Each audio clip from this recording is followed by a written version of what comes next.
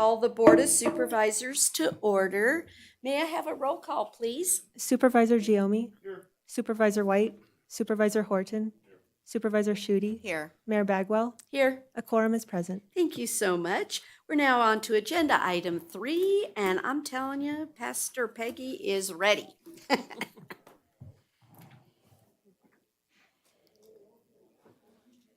God is our anchor. He's faithful and true, loving and forgiving, and his mercies are new every morning. Father God, as all of America celebrates the 250th year of the signing of the Declaration of Independence, and as we honor our past and build on our future, we are mindful of the faith and trust we have in you. In God we trust. We rededicate ourselves to you and humbly ask for your grace, guidance, and blessing for Carson City, for our great state of Nevada, and for our United States of America. We pray for unity and peace as the garrison flags are raised at the gateways of our city on Saturday as symbols that inspire hope, unity, strength, and national pride. May the flying colors be a reminder to us to be thankful for the freedoms that you have given us and for the freedoms that have been fought for in battle. Let freedom ring. According to your word, we pray and intercede with thanksgiving for all those who are in authority over us. We ask for divine protection for President Trump, Vice President Vance, and their families, for our governor, Joe Lombardo, and for our mayor, Lori Bagwell. Bless our supervisors with confidence to continue to perform their tasks with excellence. Give wisdom and courage as they make vital decisions that have an impact on our lives. We also pray for Sheriff Kenny Furlong and the Sheriff's Department, the Fire Department, our first responders, our teachers, and our children, as well as those serving in harm's way. May you be glorified in all that we do and all that we say. By his Holy Spirit and in Jesus' name we pray. Amen. Amen. Thank you so much for those great words of wisdom. Robert, would you do us the honor of leading us in the pledge? I pledge allegiance to the flag of the United States of America and to the republic for which it stands, one nation, under God, indivisible, with liberty and justice for all. Thank you so much, Robert. Thank you, Peggy. We're now on to our opening public comment. Ms. Sullivan, I have you signed up.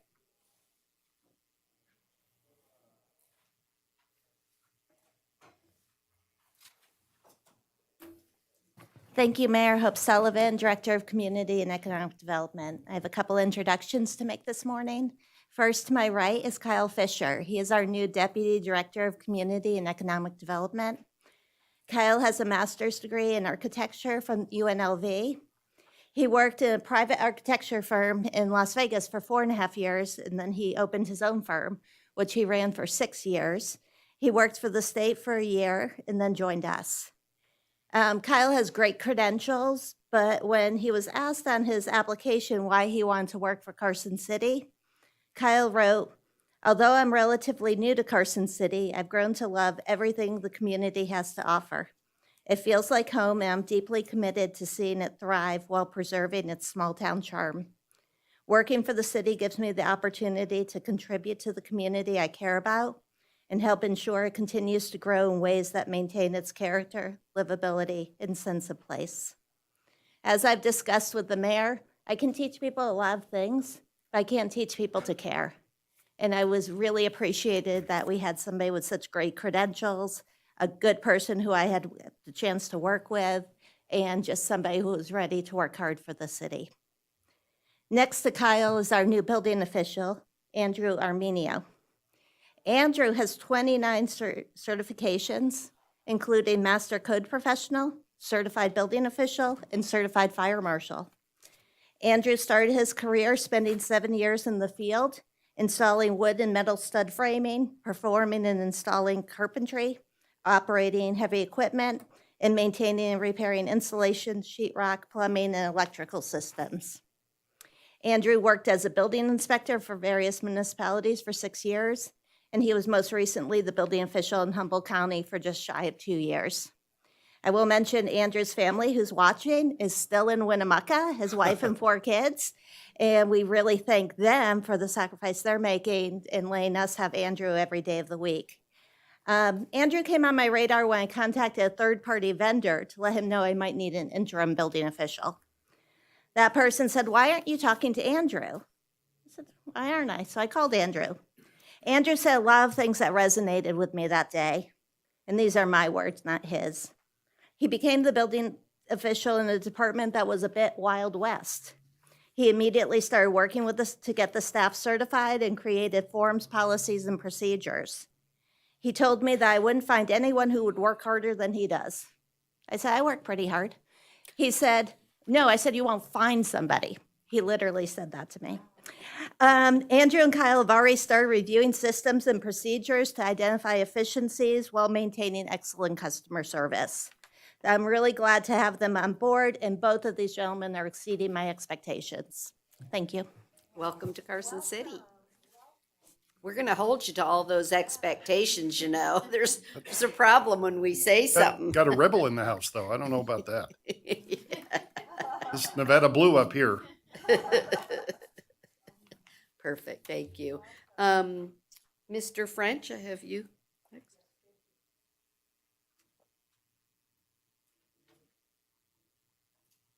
Morning. Denny French, Carson City, Nevada. Thank you, Mayor. I had questions this morning and they were taken care of that I won't need to bring those matters up. I do want to suggest to everybody that hasn't read it to consider the walkabout Wilson Street. And I want to take it further. I know our budget is tight and I'm actually here to suggest we don't spend as much because we're getting a little out there. But I do feel that the compensation should be given to the businesses that have been hurt the most. Their rents are high. Keeping businesses in this town are, one, just to find appropriate locations for each of them to find a niche, but also the rents. And this has knocked a few of them nearly on their butts. And I would suggest that the city compensate them somehow. This is a great idea. I think it's getting community informed and will allow people to get to meet and greet the people that are in those businesses and running them. But I don't think it's taken far enough. And I think we should consider more.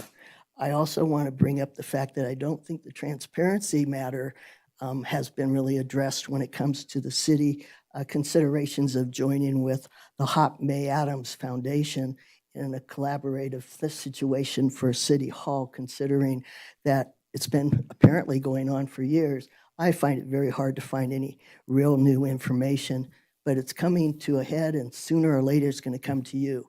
It's unfortunate that it hasn't been put to the people for a vote.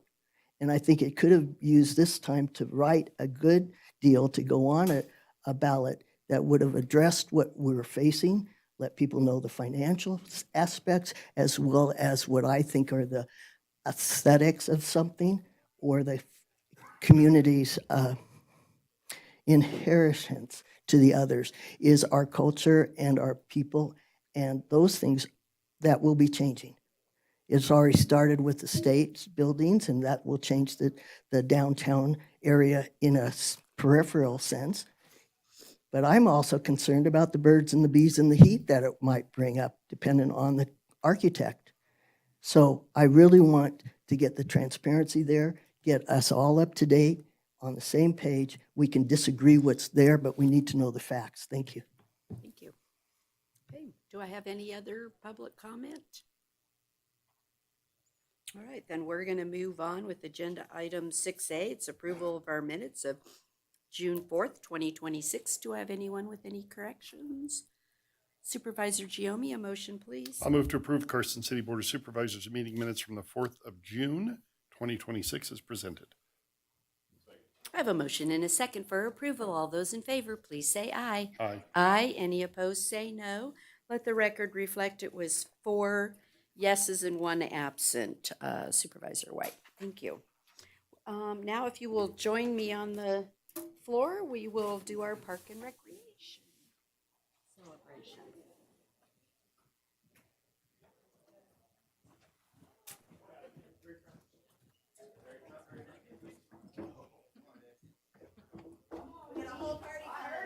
Come on, team.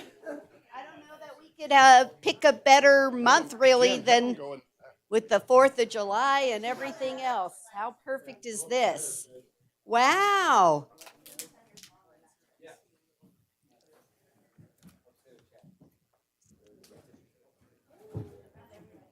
This is pretty fantastic. One's in the front. I know. Come join me. Oh, yeah, I know, right? I'm in the middle.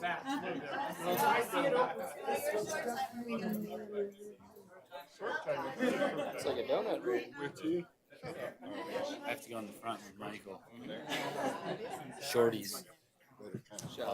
We're not giving Nick a license. You're not sure. We're gonna landscape it. We're not. Yeah, I guess I can sneak. Yeah, you know, we could have landscaping stall outs for licenses.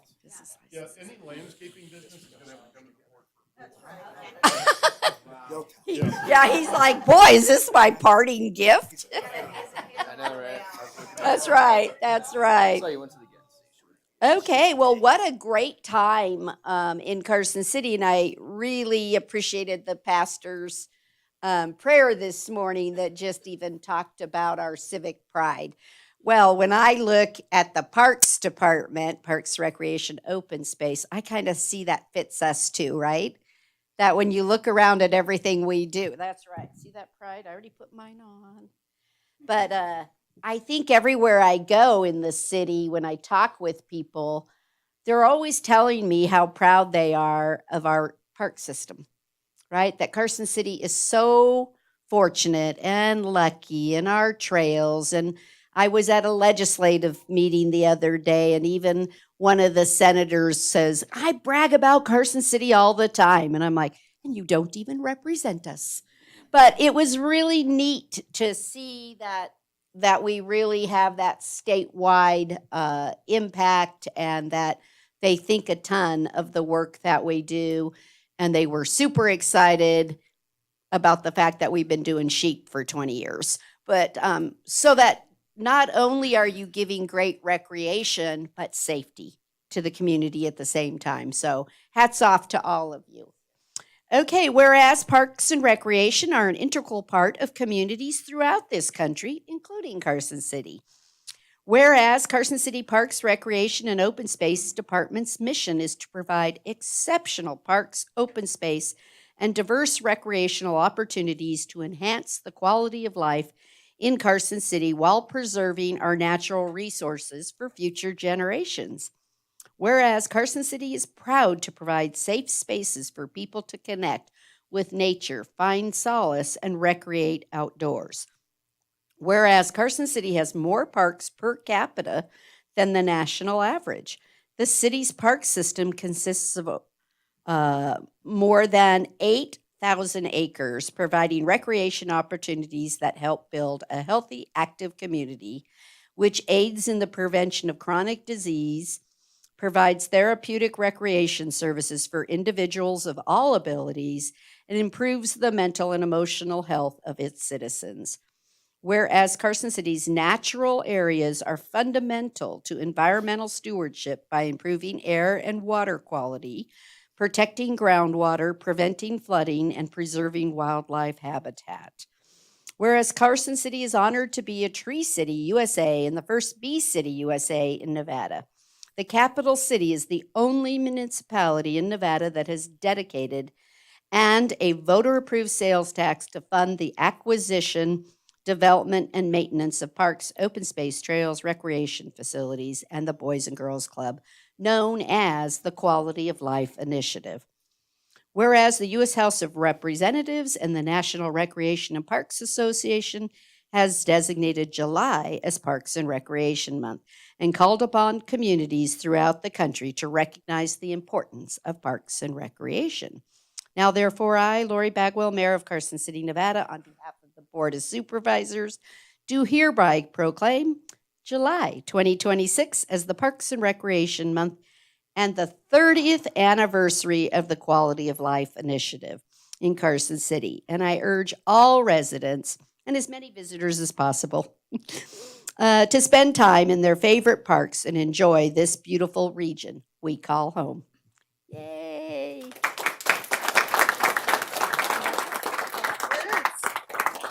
Thank you, Mayor. I'm Jennifer Budge. I'm the Parks and Recreation Director. I just wanted to acknowledge the team here today. Our department is amazing. They're wonderful, hardworking people. They work so hard for our community. They are very unnoticed, but they're out there working so hard to keep your parks and open spaces open, clean, safe, and beautiful. And it is the 30th anniversary of the Quality of Life Initiative. There's stickers on the back table. These amazing stickers were designed by Erin Larson, our outreach coordinator.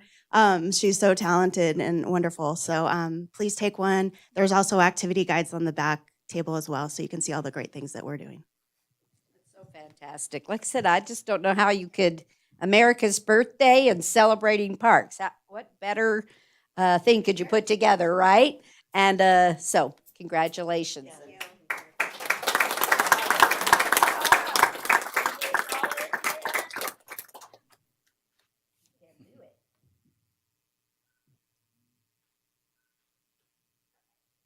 So much. Really. Thank you. Really. Little rat. I somehow think it might be good for you, but not us. Really, I truly, truly appreciate it, you guys. We don't get to say thank you very often, right? Because it's what she said. You're working in a park. Thank you for all you do.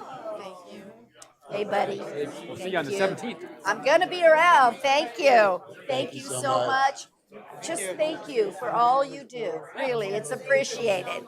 We don't get to say thank you very often, so I'm really happy to do this. Thank you for all you do. Thank you. All right, thanks.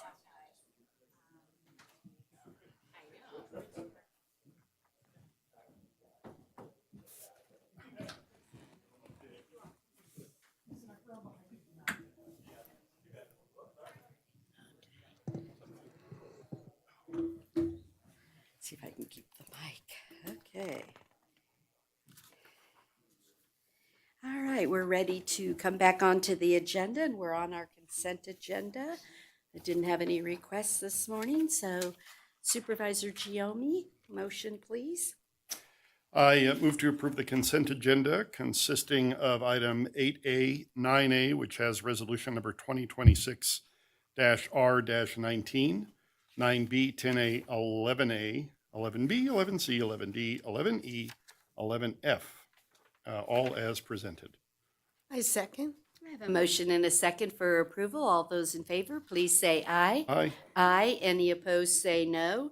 Let the record reflect it was 4 yeses and 1 absent, Supervisor White. Thank you. We're now on to agenda item 13A, which is discussion and possible action regarding the recommendations for the growth management for this next few years going on around here, huh? So we have, Hope, are you going to lead it off? Okay. I'm just trying to get it on the screen. Not going. Can you see what IT? Do you have the magic touch on the dongle? No? It's not. You think it's over there? Which one?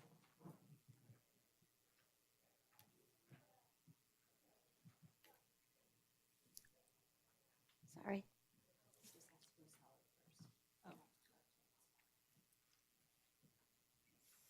Maybe we turned it off. Oh, it has to be silent.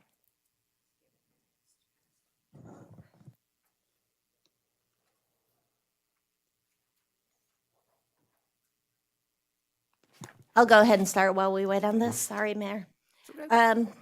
So as this board knows, the Planning Commission serves as the Growth Management Commission.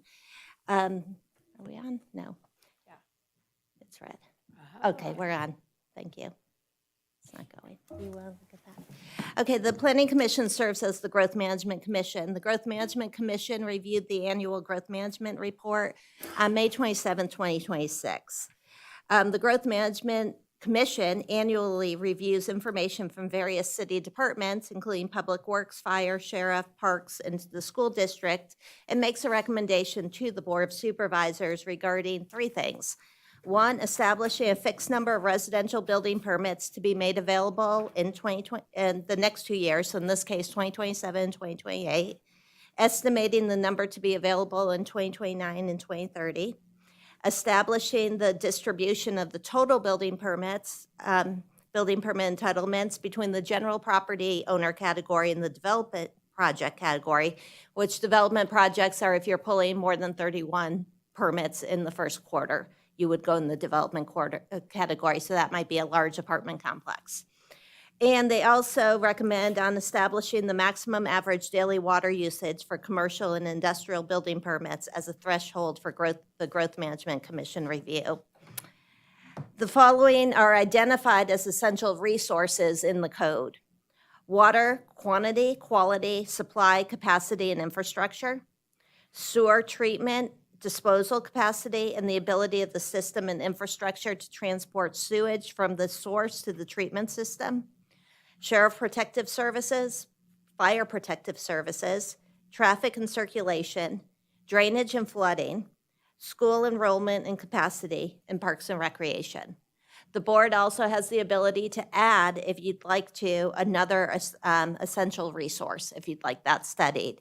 The Planning Commission has recommended, and I'll look for your direction on this at the end, that we study this coming year energy to determine how our private utilities are doing in terms of serving Carson City and being able to accommodate increased development in Carson City.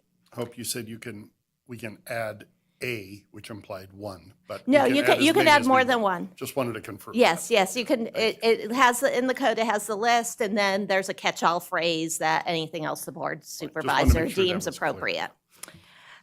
You have memos addressing each of the established essential resources to help you understand each of these departments' capacity and the impact on development on the level of service at each of these departments.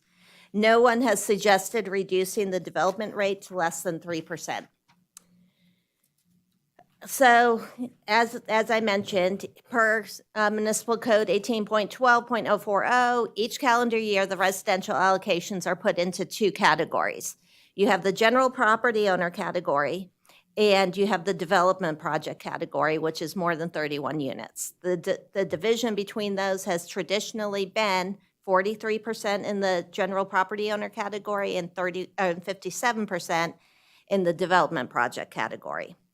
After the first quarter, they're combined, and it is essentially a first-come, first-served basis. Traditionally, the number of building permit allocations available each year is based on the maximum growth rate of 3%. The Planning Commission, for the past, I think, 4 years, has suggested that we revisit this formula, and again, this year, they are recommending that we revisit this formula. They just feel like the formula is arbitrary. And since we know our utilities are designed for a population of 80,000, they feel like that should factor into to how we're doing these allocations. I have in front of you a graph that shows the amount of allowed allocations each year for housing starts for the last 20 years. The white bar is the number of allocations available. The red bar is the number of housing starts that we had. So you can see for the last 20 years, we've always been pretty well below the allowable allocations. 2018, as I tell you every year since 2018, is a little bit manipulated because that was Carson Hills Apartments, and they front-loaded their growth management entitlements, even though it took a couple of years to build out. So they could have paced that in 2019, 2020, would have had a couple more allocations. In 2025, there were 779 allocations available and 595 housing starts. As you'll see on this graph, most of the allocations are in the general category. So that means building less than 31 units in the first quarter. In 2025, we did have Altair Apartments at William Street and Stewart apply for their permits and obtain their permits actually in January. So what you'll see is because that was more than 31 units and they did all of their buildings for the entire apartment complex, we did have a lot of units in the development category, but that's actually fairly unusual to see. In terms of diversity of housing, which is my next chart, you'll see that we have all sorts of residential housing starts happening. And we have single family stays pretty steady. Multifamily, we're seeing more multifamily each year, I'll say for the last maybe 10 years. We don't really have too many duplexes getting built. Occasionally, a mobile home will go in, and we're having both the single-family detached and the single-family attached built in town. And this chart is just showing you that distribution. In terms of apartments in 2018, as I mentioned, you see a lot of orange on that chart. That's Carson Hills Apartments. In 2023, we had Marlette Apartments and Sierra Flats, so on Little Lane and over on Bud Way. In 2025 is Altair Apartments. As part of the master plan that was updated and adopted in May 2025, there was an effort to create a stronger linkage to growth management and the master plan. And we like showing this graph because we've taken out the state land and the federal land from this graph because there was a perception that the city was really allocating a ton of land for high-density residential. And that's actually not the case. Most of the land is designated as conservation reserve, which right now the corresponding zoning would say 1 unit, dwelling unit per 20 acres. Second most, 21%, is designated as open space, which you just recognized the open space in Parks and Recreation Department. And third on the list is low-density residential at 15.22%. So the city has definitely made an effort to have a diversity of land uses, but we certainly haven't put a huge emphasis on the high-density residential. In fact, when we take out the state and federal land, 1.81% of the land is designated for high-density residential. And again, those lower density or intensity areas are a bulk of the land at more than 50%. I will just mention that goal 3.1 of the master plan is to promote the efficient use of land, water, and infrastructure. And in the action matrix in chapter 12 of the master plan, it includes an action item to continue to monitor growth trends and review the city's growth capacity and residential allocations on an annual basis, which is what we're doing. Per the state demographer, the city's population on July 1, 2025 was 61,888. The state demographer anticipates a consistent growth rate of 0.7% over the next 5 years. So the question is, how can we have all this development and not even hit 1% growth? The answer is our household size has shrunk. If you look at 2010, we had a household size of 2.53. In 2020, that household size shrunk to 2.34. So although we have more dwelling units, we have fewer people in each of those dwelling units. Each year, the assessor's office shares with us sales information. So, I'm sorry, before I do that, I should talk about the non-residential. In terms of commercial development, what we've been doing, we've kind of moved around a little bit. Right now, we're at 10,000 gallons per day average before you need to go to the Growth Management Commission, because that's the threshold before you need Growth Management Commission approval for a dwelling unit. The Public Works Department is suggesting that we stay at 10,000 gallons per day. That's the 90 percentile. That said, in 2021, we started looking at growth management applications and identifying expiration dates. So on this chart, you'll see the top 3 have actually expired.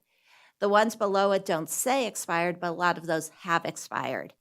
That said, for those that have been built, like Olive Garden and the car wash on William Street, I've asked Public Works to look at the actual water usage against the anticipated water usage, and without exception, the actual water usage is less than the anticipated water usage. Now the sales information. So in 2025, there were 672 single-family home sales. That's up slightly from 2024 when there were 662 sales. There were 108 condo sales and townhouse sales, and 40 manufactured homes were sold. I've lost my place. Here we are. That's my sales. Okay. The price actually increased. Sorry, I should have gone to sales price. So in 2025, the sale price for a single-family home per the assessor's data increased from $540,000 to $550,000. What you'll see in 2025 is the amount of sales also increased. So that was interesting because you'll remember in 2022, we had no inventory and the number of sales decreased significantly.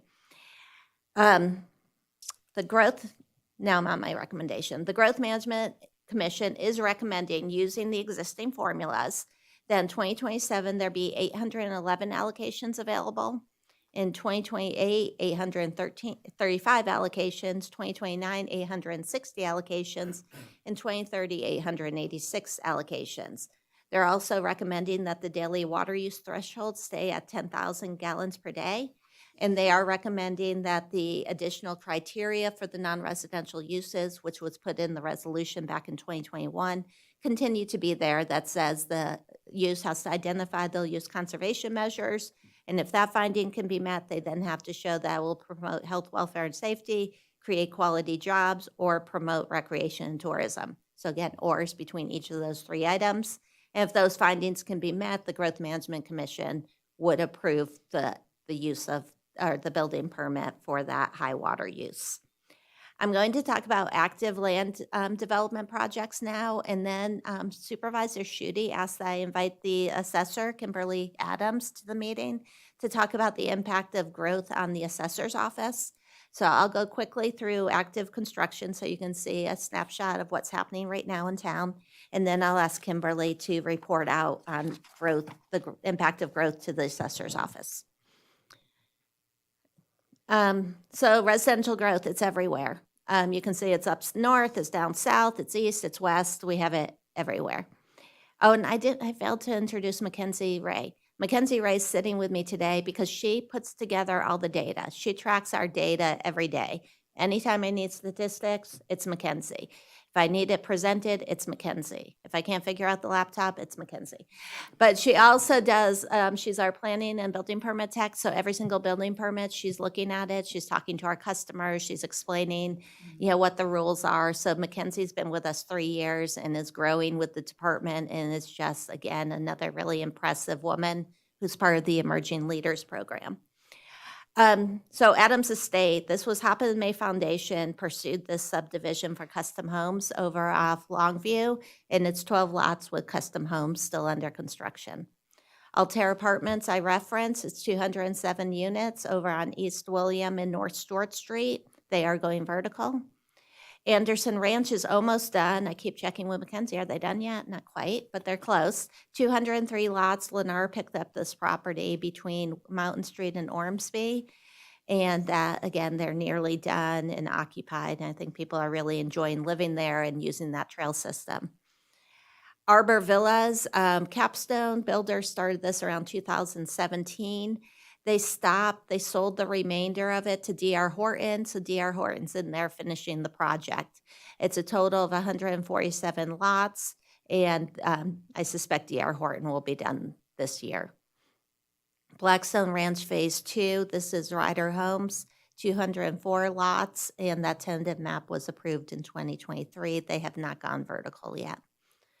Blackstone Ranch South, that's at the end of Railroad. They just re-upped that tentative map in January because they were having trouble getting through the Army Corps of Engineers on the property just south of 5th Street where that road will cut through to provide secondary access to the property. So that once they get through their federal permitting, I think we'll see them moving on this. KDH owns this property. Border Crossing is Mark Turner's property. That's a 28-lot subdivision that he is going vertical. He did the property to the west of that and then just went across the street. Brown Street Apartments, Dwight Millard's still active. 81 units, apartments, kind of behind Slot World. And he's got a couple of those buildings complete, and I think he's in the home stretch. It will be a total of 81 units. Capitol Crossing is America Homes for Rent, 137 lots over at Lampa. If you haven't been there, it's a cute little playground over there. They told us their best seller are the 5-bedroom units. And they're getting families, but they're also getting retirees. Cross Creek subdivision, that is Ryder over across from the high school, and they are continuing to build 119 lots. Little Lane subdivision is Bates Homes. You'll recall this has been underway for quite a while. Since 2021, they had a number of phases, and they created that connection on a lane to create access over to 5th. And these are moving. They're going steady on this. Lampa Ranch West Apartments is Ryder. That's on the north side of Fifth Street. You'll see they have started going vertical on that. This has been entitled since 2020. They did the site improvements and it looked like it stalled out, but now they are going vertical. Plateau subdivision is near the county line. You'll see the yellow line there is the county line with Lyon County. This is KDH, 270 lots, and so they're continuing to move through their phases. I think they just brought in a final map that you'll see soon for another phase so that they can keep building. Silvercrest Condos is down south. This one, it did go into foreclosure. The bank asked Brandon's business, Carter Hill to keep building them. They're rethinking their product, but it's a total of 51 units, so he is completing the ones that had started. Stafford Way Apartments, this is 12 units. It was a vacant lot over on Stafford Way in Silver Sage, and this is well underway. I'm surprised it's not done yet, actually. Venado Valley subdivision, this is Toll Brothers. It's on the east side of Ormsby, just south of Anderson Ranch. Total of 41 lots, and that's getting close to the finish line. Silver Oak subdivision, Mark Turner's last phase, and then Silver Oak will be done, 54 lots. Silver Oak Townhomes is not Mark Turner. This is D.R. Horton behind Glen Eagles. So a lot of people have looked at this property, but it looks like D.R. Horton's going to pursue it with townhouses. It will be 92 units. In terms of commercial development, again, we have a spattering throughout the city. The airport's like doing a lot. And Corey Jenkins gave a great presentation to the Planning Commission, if you didn't see it, on the role of the airport in economic development. So they did snow removal equipment building. They've done some hangars that I think you've seen the leases for. Here they are, 4 hangars. There's motorcycle storage going in over on Boeing Way, covered parking over on Kuntz Lane. Is this associated with Southwest Gas? This is associated with, I have to check, with Southwest Gas. Vitality is pursuing their building over on Vista Lane. Toyota, right? The Toyota dealer is pursuing a detailing facility over on Curry Street. There's self-storage on Eagle Station Lane. More self-storage over on North Lampa. I think that's behind the Salvation Army store. This is exciting. We have 7 lots that got built near that Bank of America by the Walmart up north. And they have come in for buildings for different restaurants, retail, office. They're not listing what the business will be, but they're building the shells. So we'll see more development up north. I think that's my last slide. And with that, I'll turn it over to Kimberly. Good morning, Kimberly Adams, Carson City Assessor. I didn't realize you were going to recap all of that. I think I need some water. That's a lot of I new like to construction. dedicate, when I give presentations about active development, I like to dedicate them to Kimberly Adams. It goes to show why staff is so tired, that's for sure. First off, with all this new construction, I just want to thank the board for approving the additional appraiser. This is a lot. And I'm going to try not to get emotional, but it's a lot, and we're tired.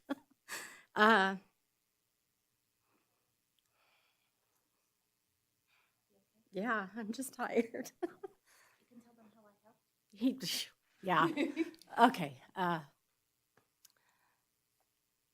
This year alone, we added $83,429 of assessed valuation just for this year for new construction. I'd have to go back and look to see what, if ever we've added that much.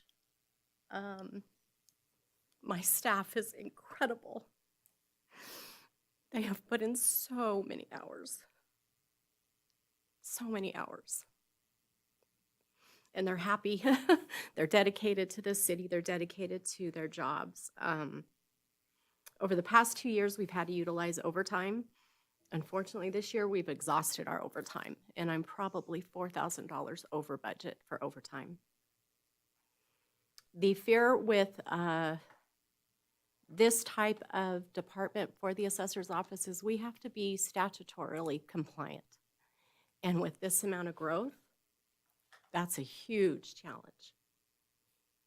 I don't doubt that even with our best efforts, that there's property escaping taxation, unfortunately, because we can only do what we can do with the amount of hours in the day. I hope that there's not. That's my goal, is to definitely do and staff to do the best possible job that they can. Over the previous years, we've definitely had to rush through appraisal processes in order to even meet those deadlines, which means that there's corners being cut. There's probably things that are being missed, and there's possibly accuracy that's being jeopardized, if that's the right way to say that. The quality and quantity of the work is what suffers. Our job is to ensure that we're picking up all of the taxable property, which then trickles down to your general fund. So it's, again, by you adding that position, it's a huge, huge help. We did find a very qualified candidate that starts in a couple weeks. He has an appraisal background, not only in the fee appraisal world, but also he's worked with a county, and he knows commercial properties, which is something that our staff is having to really dig in and learn more of. Additionally, I feel like the growth has affected our level of customer service. We pride ourselves with being able to provide as much information to the taxpayer as possible.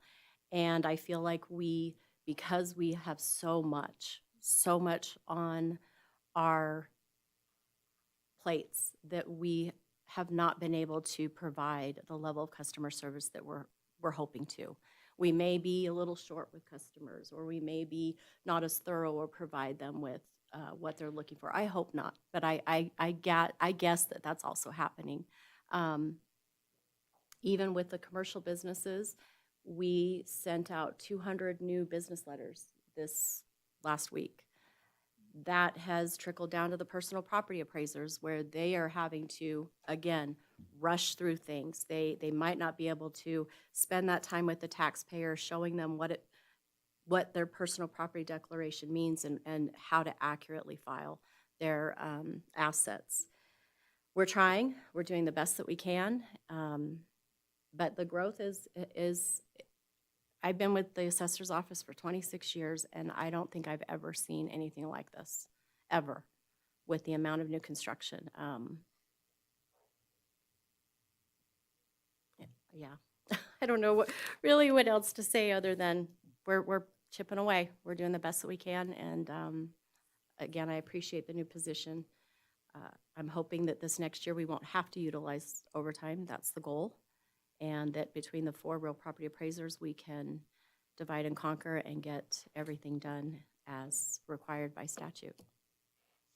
So, Kimberly, maybe just a question. When you have all the new stuff that you have to bring on, that's really coordinated though, right? So those ones aren't escaping you because they got a building permit. Correct. You're No. talking about, is your concern that people are doing residential improvements without building permits, and that's what Yes. you're missing? Yes. I think it's important that the public understand Yes, 100%. that, okay. Yes. Because we're not missing the brand new guy coming in, because that's flowing across both desks. No, and it's more so when we're in reappraisal.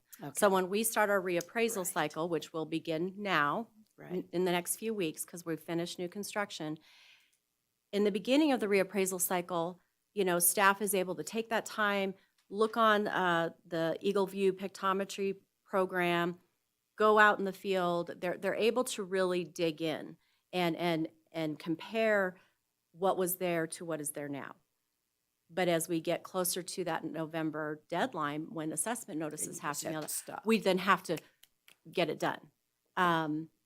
One thing that we've added this year with the Eagle View program, they have the technology where, based on the aerial photography that they have taken, they can now overlay The prior.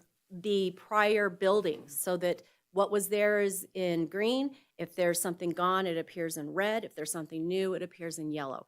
That's going to Streamline the work. streamline, Yeah. yes. We are going to be able to really utilize that program more efficiently and more effectively and not have to go out in the field so much. So it's those things that we're concerned with. Shannon Silva, my chief deputy assessor, she just overhauled our permit tracking system. Prior to, everybody had their own kind of permit tracker for their areas. Well, now we have one permit tracker that they all use. It's all the same format. Can't pick and choose how it looks. And so this way they are able to keep track of, okay, this permit issued, it's now here, it's now here, it's now finalized. And the building department has been incredible. They have changed some of their processes to where we get notified immediately when that final is done through an email. So they don't have to go into Munis and then And look. yeah. So that process also has been incredible. And her building inspectors are now, and the techs, the way that they're inputting that permit status, they're changing so that if they've done fire sprinklers, but it's not finalized, well, my appraisers don't have to go out yet.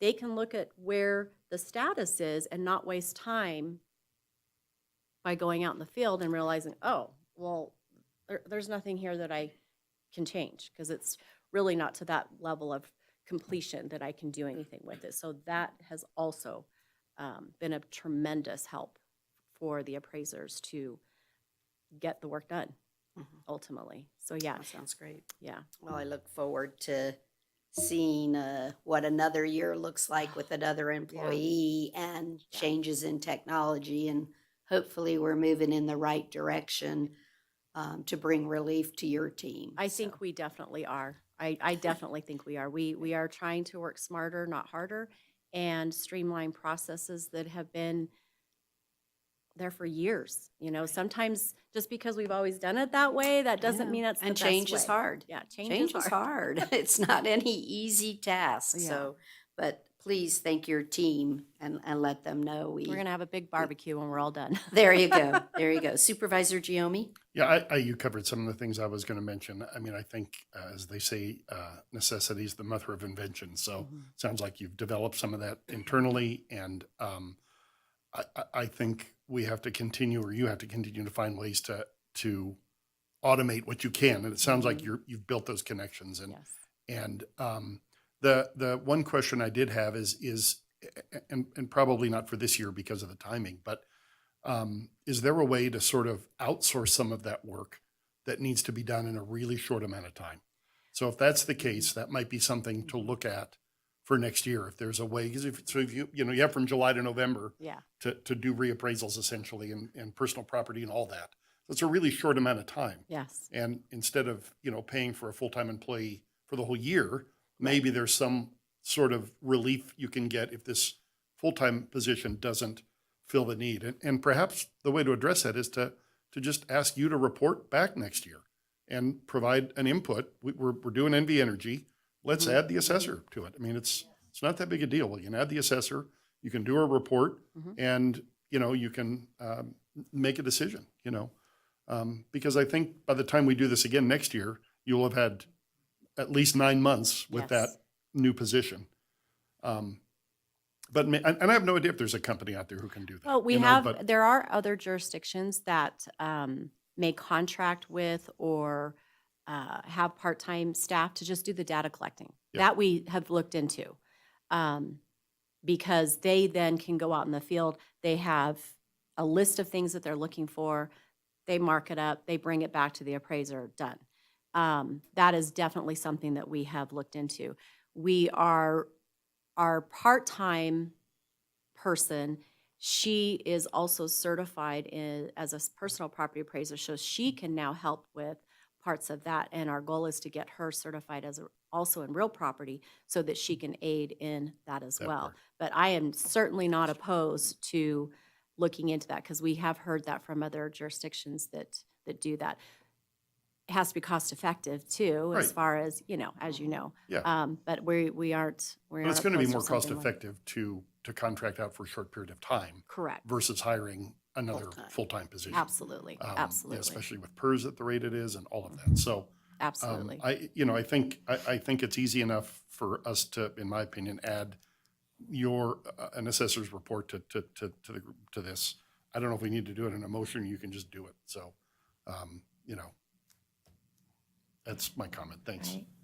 Supervisor Shute. Thank you so much. You're And I welcome. really appreciate the opportunity to hear the concerns because while the essential services, and we hear from the reports, and to make sure that we're providing the essential services, it's the ripple effect of services. And so this is our opportunity as we consider growth, what also we should take into account. And so I appreciate, and we all appreciate so much you and your staff and the efforts and the hard work you're putting into this. So thanks for presenting. Thank you. Thank you. Supervisor Horton.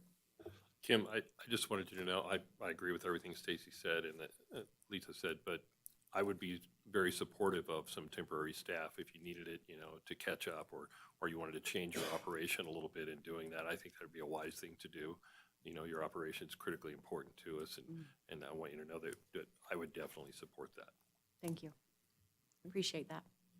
Do you have further? Thank you. I was just going to discussion mention, I points? have the slide up with the recommendation from the Planning Commission. I did not include in the motion or in the resolution the idea of the discussion of the formula for determining how to determine how many allocations should be allowed. I did not include the separation of the formula 43% versus 57% in terms of development category and general category. And I also did not include the commission's recommendation that they study energy. And it was energy, so they wanted to look at Southwest Gas as well as electrical.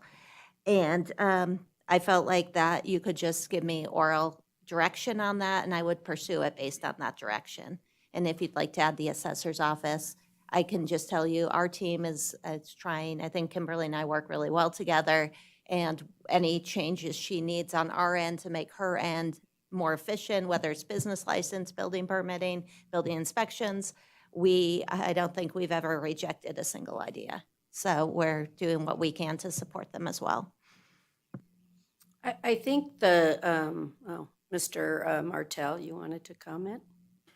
Thank you, Mayor. I think if we're going to go down the road of looking at how we may expand your growth management process, if that's the direction the board would like to go, rather than respond to this quick today, I'd rather have staff, if that's your direction, have you direct staff to come back, look at the process in total, because as you go down this road, there's a lot of other pieces that come in.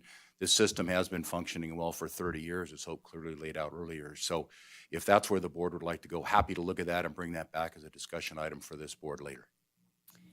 Thank you. I was going to mention that, so what I don't want to do is mix items.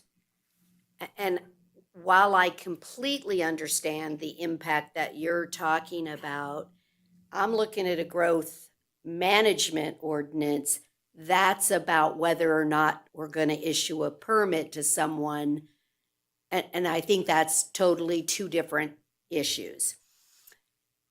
I have no issue with Kimberly bringing a report whenever. To me, it's really an opportunity, even in the budget cycle, to say, this is what's happened this last year, and here's my ideas to meet those impacts, such as temporary staff to come in and bring because we've had X impact.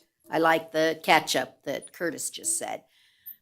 What I don't want to do is confuse that the Planning Commission would actually now start saying, oh, I'm sorry, Kimberly says she needs, pretend, another appraiser, so we're not going to approve building projects.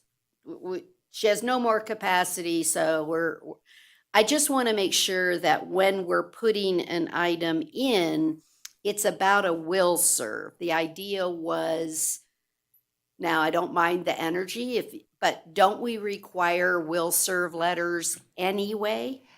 I think it's slightly different. Yeah. The process would not change, and what's before you today is to identify the number of allocations in 27 and 28, although 28 you're going to look at again in 27. Anticipate 29 and 30, the daily water usage and the criteria for the non-residential. That's your action item. That's your action item every single year. What the Growth Management Commission said is, we feel like we should gain an understanding of where the city is vis-a-vis energy with the energy providers, not necessarily making a change, but just an understanding of that. And they also said, we feel like we should kind of explore if there's other formulas that could be applied. Now, all they can do is make a recommendation to you. They can't change anything.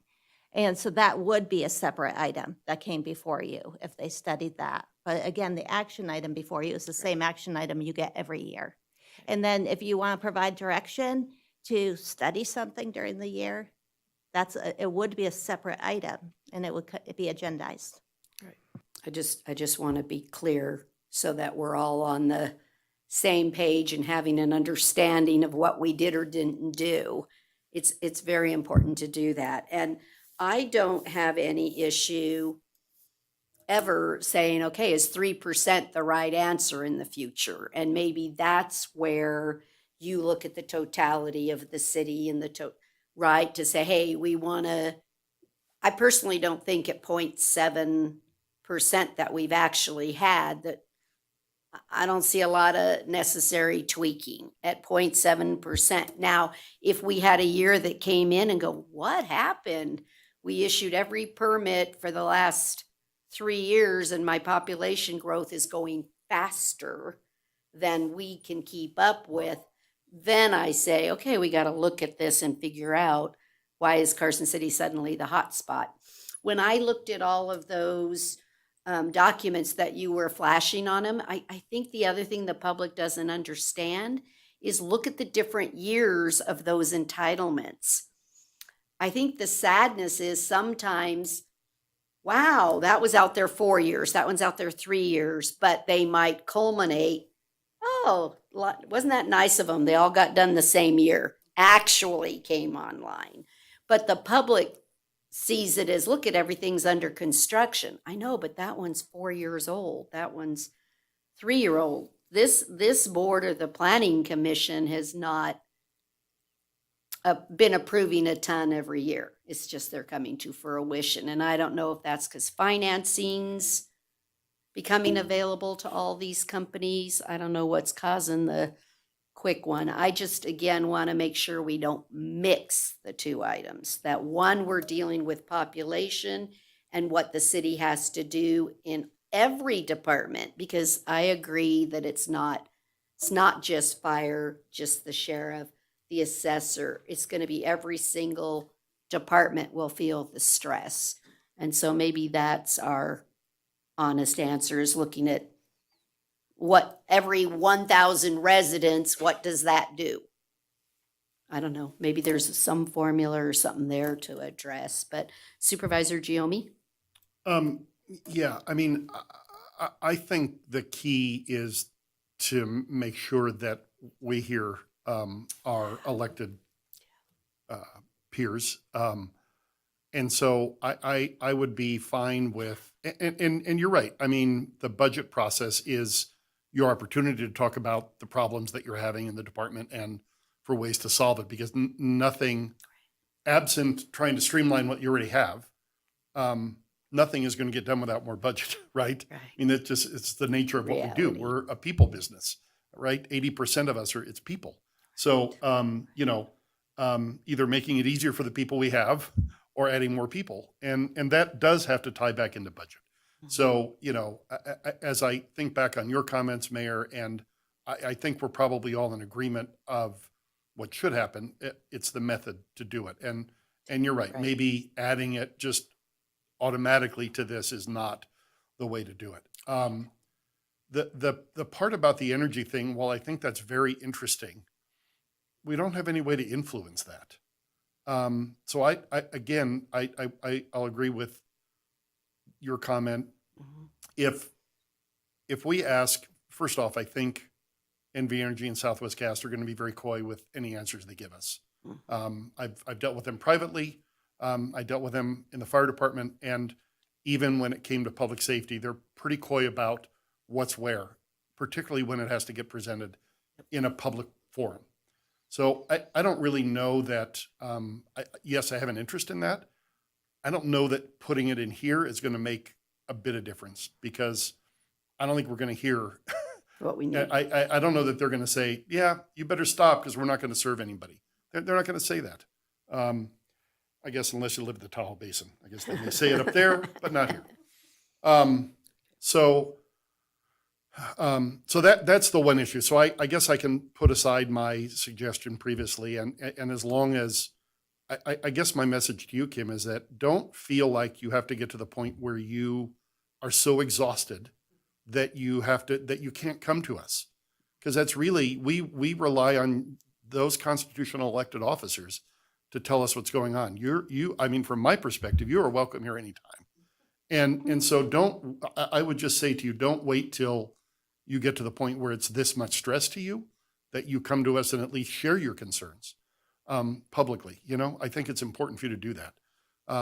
But I would say maybe not do it as a flat out part of this, then we don't have to revise the process. Perfect. Now, one more comment, because we have had this discussion before, at least a couple of other times, where we've talked about holding the number at a certain number, at a flat number. And we talk about it here, but we don't talk about it before here. So we're left to get to this point where right now, do we just say, no, I'm not going to increase it from 26, I'm going to leave it? Mm-hmm. Or do we suggest to you that you come back sometime before the end of this year and come up with an idea for a formula that perhaps is in the ordinance, or at least for us to have a discussion on? Or, do we just keep going up in numbers when the numbers are not getting all used? And I know there's an argument both ways, because if you start restricting the building permits, even the perception of that, I mean, we are restricted. Let's be clear about that. There is a restriction, without a doubt, obviously, because we're looking at a capped number. But as you start to cap that, you run the risk of increasing the cost of a building permit to the people who are going to get one. And that does the opposite of what we're trying to do from a housing perspective. So I'm really very torn, and I don't know what the answer is. I just know anecdotally that, if we drop that number, and I'm not suggesting we do that, but if we drop the number, you start to get the concern that the ones that are there are more valuable than they are. So I'm really kind of torn, but I guess I just wanted to bring that up because I feel like it's a discussion point that we should have. And I feel like we keep kind of kicking it down the road. Not you, we don't keep providing, I'm not being critical of you. I don't feel like we've provided you clear direction to do something with it. We sort of talk about it like this, then we approve this and we move on. Because it's not broken. Well, and maybe Well, that's the case. I think Maybe that's, don't we need for to do me, it's anything? not broken, Okay. right? And so I can live with it. I can live with it. You overall- just start to see some pretty big numbers I'll come to you in just a going up second. in those out years. Lisa. And that's the, I think concern I the have. overall answer for us as a board, or even the community, is to decide. For me, the 3% was fine, because I think that's what I call manageable, right? And so we don't want population growth exceeding 3%, because then we can't handle it. We can't respond timely enough, even within a year, to accommodate that growth. And so for me to change the formula from 3% to 2%, I don't think I'm going to have any great rationale for that either until we start getting reports that we can't keep up or that we're exceeding. And then it's like, okay, then we'll have to go to more austere processes. But I'm just not finding a reason to change the 3% at this point. I don't have a rationale for it. The other side to my previous comments, I'm arguing against myself here, is that It's good for us to do. even at the planning commission, and here today, we get very little comment one way or the other, and almost never get comments about this ordinance. Correct. And we hear, privately, from people in the community that growth is going crazy. Yet when we have an opportunity to comment on growth, we don't really get a comment on the one way that we have to really control that. So maybe your comment about if it ain't broke, don't fix it Right. is fair. I just wanted to bring that up because we seem to sort of have this roundtable discussion every year, which is good discussion. Supervisor Shooty. Absolutely, and I agree with everything that's said. I guess, though, no, there's nothing to fix because it isn't broken, but I don't want to wait for a major break. So I think these kinds of discussions are Keep looking. incredibly important because they do impact service to the community. And so as we continue to think about growth, it's really important to look at how growth impacts our ability to serve the community, our budgets, our needs for other, whether it's employees or, going through the report, the allowances that we have for the departments and our abilities to meet those needs. And so while it's an uncomfortable situation, I think it's incredibly important. So thank you. Supervisor Horton. The 3% works, and the discussion is very healthy, and it's good that we're having it, but we're not going to be surprised in this instance. We're going to see it coming if something changes. Yes. Hope we'll see it happen. She'll bring it to our attention as we see escalation in the permits. It won't happen overnight. It won't be a shock. We'll be able to analyze this information and say, okay, we're trending in this direction. This is something we need to address.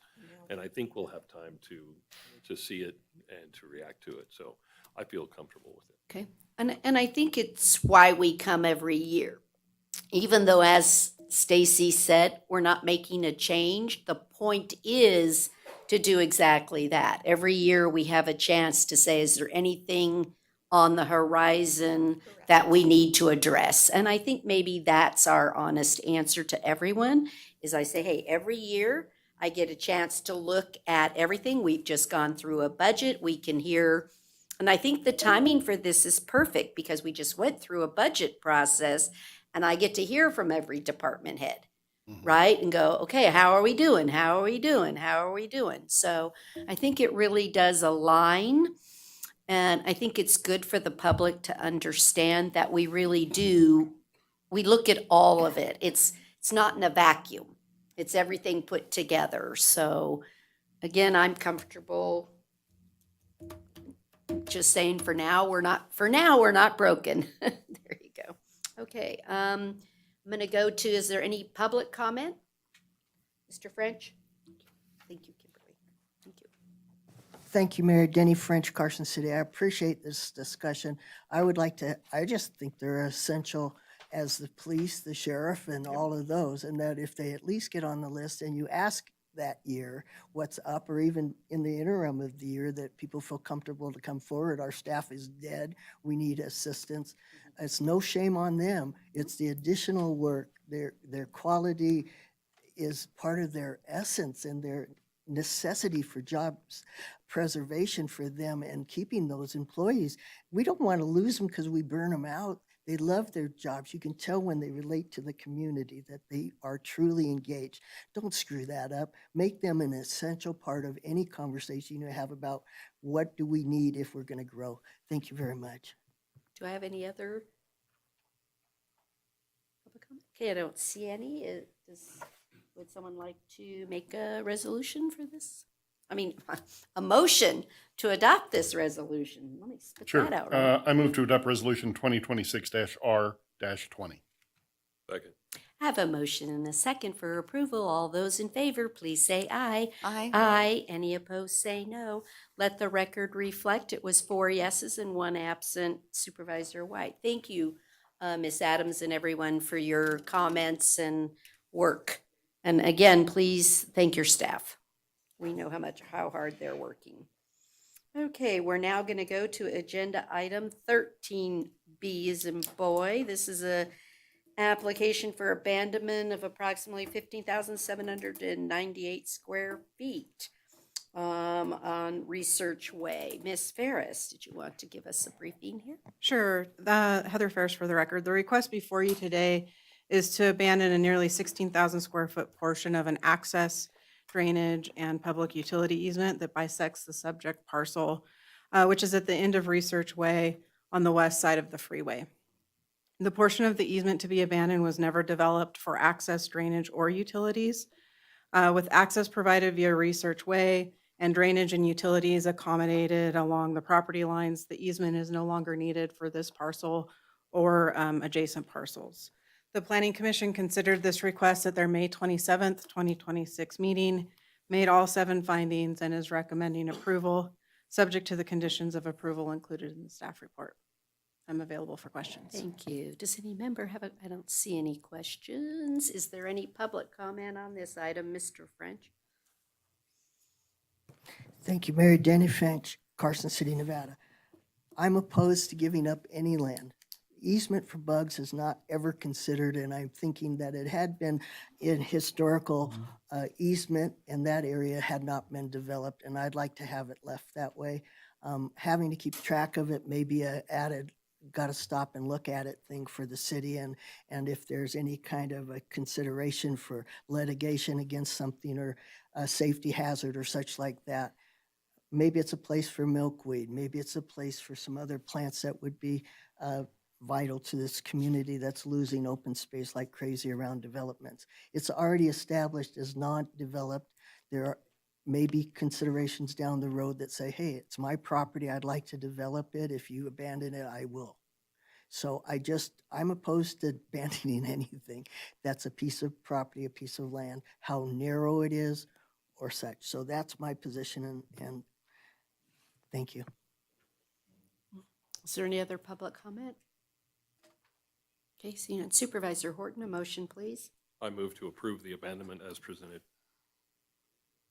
I have a motion and a second for approval. All those in favor, please say aye. Aye. Aye. Any opposed, say no. Let the record reflect it was 4 yeses and 1 absent, Supervisor White.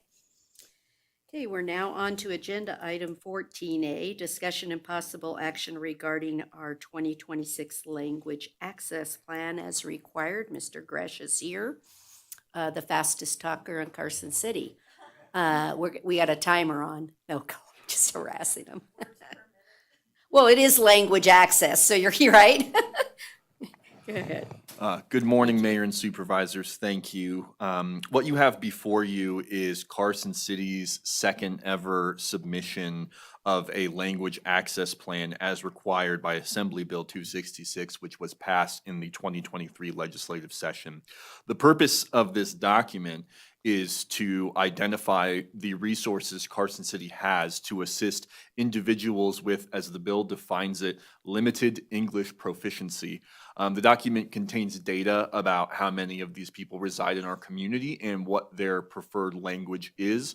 For the purposes of our discussion, that is overwhelmingly Spanish, as evidenced by the American Community Survey from the Census Bureau for 2020 through 2024, as you'll see cited in the document. So when we talk about limited English proficiency persons, we are talking about Spanish speakers. In other jurisdictions, this can include many other languages, but as the data supports, we really only have to worry about Spanish. And we continuously monitor that information to make sure that we stay current should our demographics change there. This LAP is streamlined from previous versions, and it documents the procedures Carson City has to designate certain information as vital and needing to be translated, and it documents the resources we have available to assist limited English proficiency persons when interacting with various departments of Carson City. I'll just note here that Carson City has been assisting limited English persons since before this law was written. It's simply a fact of our community. And so this doesn't really talk about doing anything new. It simply writes down what we have already already been doing, and that it is effective, as evidenced by the rest of our community and the public survey that we are required to put out every year, or excuse me, every 2 years in advance of our publication of the plan. This year, it was run for about 2 weeks in May, mid to the end of May. And so just to kind of quickly go over some of the highlights, when we talk about vital documents, we are talking about mainly emergency communications.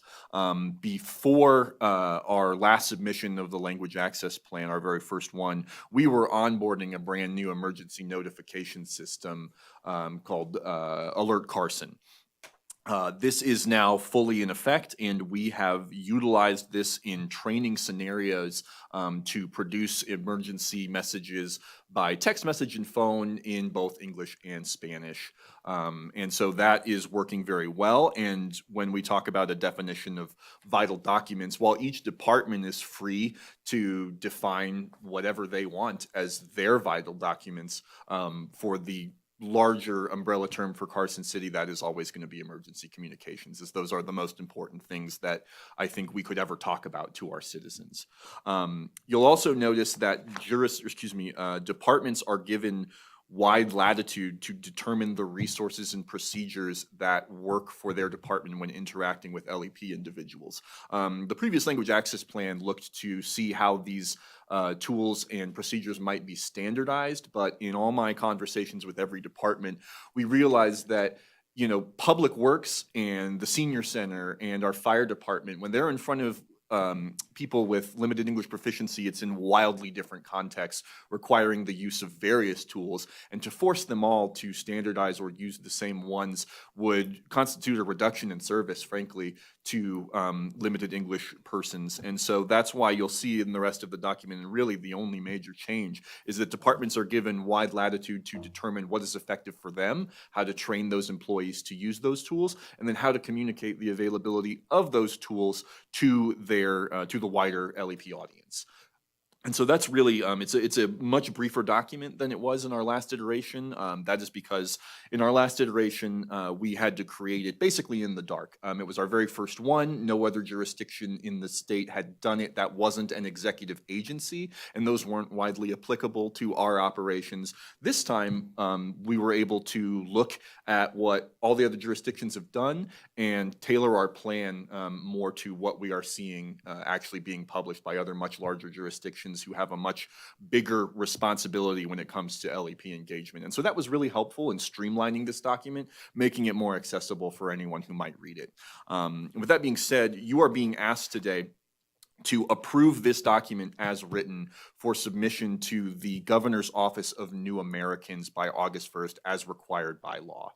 And with that, I stand ready for questions if anyone has them. Does any member have a question?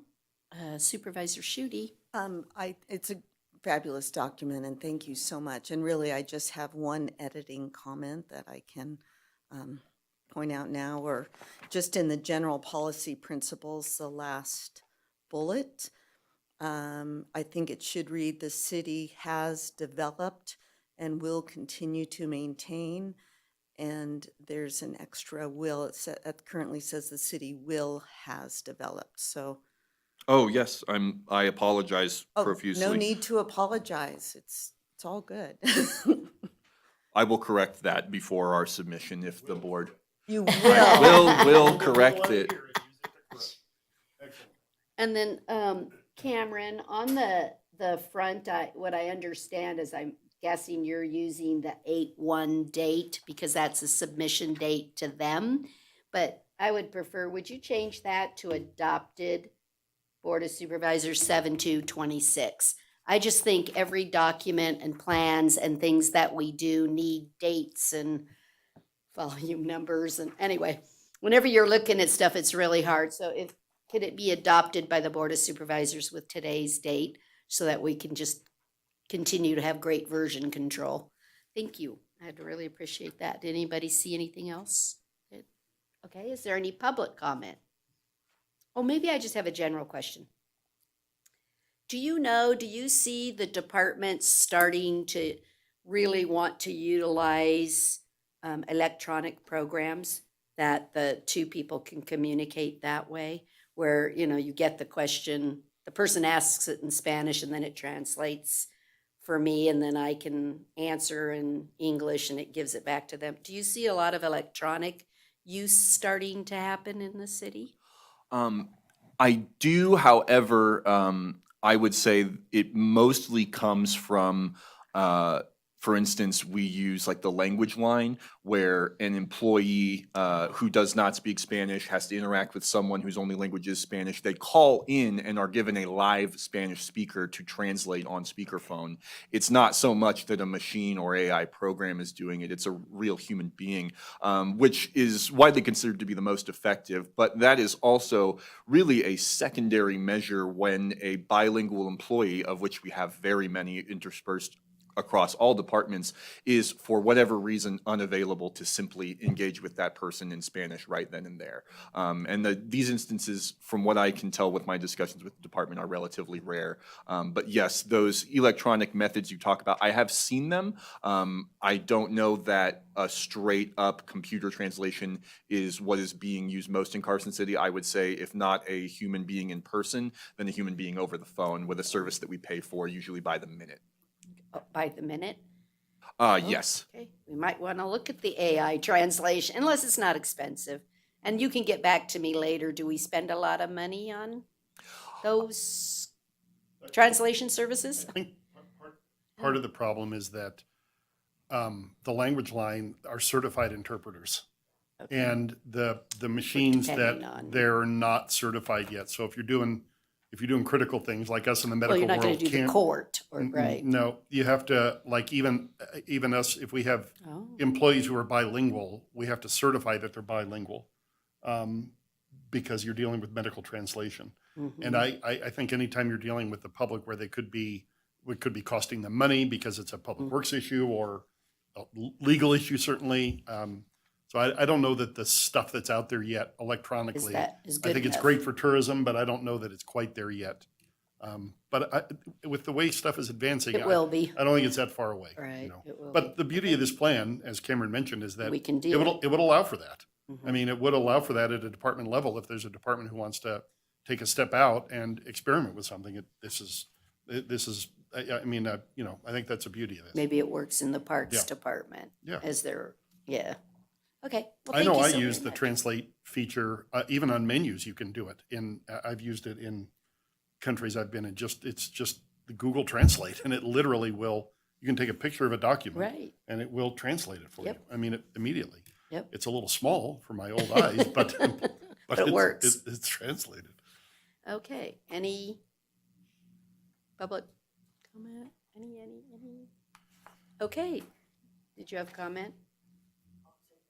Okay, Supervisor Gioni, a motion, I please. move to approve the Carson City 2026 Language Access Plan with the typographical correction under the general policies principle and by adding the BOS adopted date to the cover page. I second.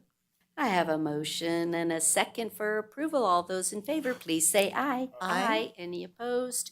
Let the record reflect it was 4 yeses and 1 absent. Thank you so much for your great work. Okay, we're now up to agenda item 15, which is our non-action items. And certainly for me, I hope everyone is coming to the July 4th celebration to lift our Garrison flag. That's at 11:30 at the Carson Tahoe Hospital. It should be pretty spectacular. Well, I think so. Maybe I will admit that I will be happy when it is done too. I think Mr. Martell and I have been living it for months on end, but I hope you all saw the polls. We even went and looked at polls. I don't know, it just feels great. And I've even got a picture with the biggest wrench I've ever seen. Wow. Right? I was like, what is that? But it's really, I hope very patriotic, and I hope a symbol for our community for many, many, many years to come, that as they come into our community, they just know how proud we all are. So 9:30 South Carson, correct? 9. 9, straight up. 9 is South is Carson. South Carson. The museum at 10. 10. and then 11:30 at Carson Tahoe. Yeah, I saw. And then don't forget the soapbox derby. I just have to throw that out there. Even if you don't have any little kids and they're not doing it, 2:00 at Fandango. Come watch the 20 kids right there. I know, right? So that, and then obviously. I have a heartbreaking story about about soapbox derby when I was a Boy Scout, but won't get into that. Oh, Worked and no. worked and worked on it, put it on the track, didn't have enough clearance, went about 2 inches, stopped. Oh. Never entered again. I still think about it today. It hurt your Seriously. feelings big Impacted time. me for life. Yeah. Impacted me. Well, I think honestly, like I said, Career ended. I think Glenn and I are waiting for the final thing. I don't want to say something he said to the fire group and stuff. Don't drop that flag. I said, oh God, don't put that into existence. I saw them Right? out there yesterday, Practicing? last night practicing, on South Carson Street. So they'll get it right. They will get it right. They are so proud to participate. But does anyone else have anything to share? Just, I hope everybody has a safe 4th of July while they're at it, right? The fireworks are at 9:30? That's what's at 9:30, is the fireworks. Okay. Anything else to share? Then we will move on to agenda item 16, which is our final public comment. Mr. French, did you have comments?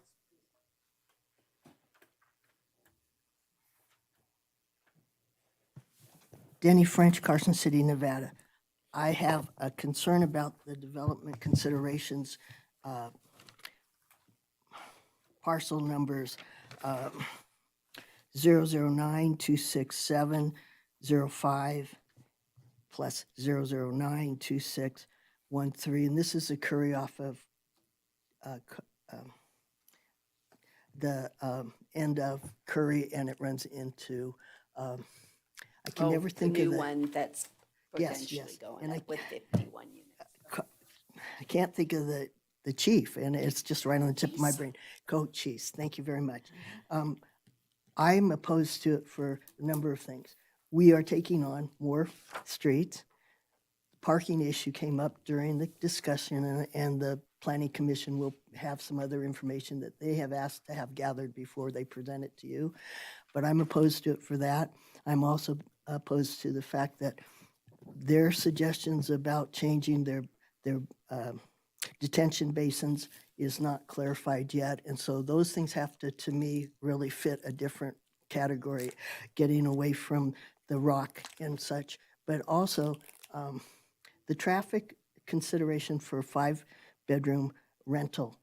And I'm opposed to the fact that we're giving out so many opportunities to do rentals and very few to have purchasable houses in this community. And I think it's not doing our citizenship a good favor to put them in a position where they could actually be just put out of a rental with no cause. They have no invested and secured investment to pass on family members or whatever they decide if they need to sell it because they just need the money to get in an old home, folks' home like I will eventually. But the deal is, I'm opposed to it. I think when it's brought to you that if they haven't covered the requirements that the Planning Commission put it before them, don't let them do it.